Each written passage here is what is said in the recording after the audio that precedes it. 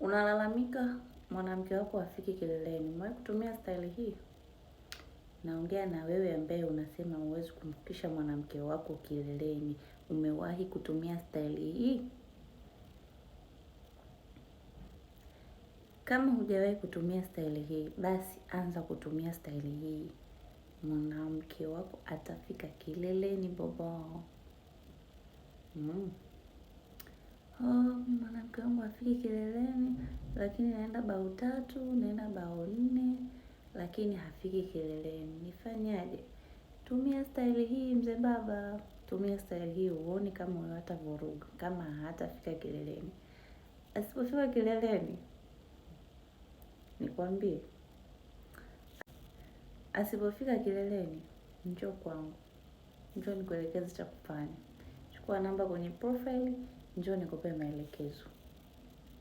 By the way, staili hii kama unahitaji kujua, DM ili kujua staili hii.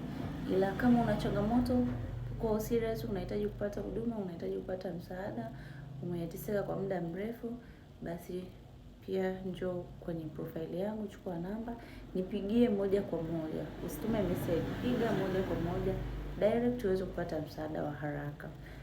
Share kwa wanaume wengi zaidi kwa sababu ndio wahusika namba 1.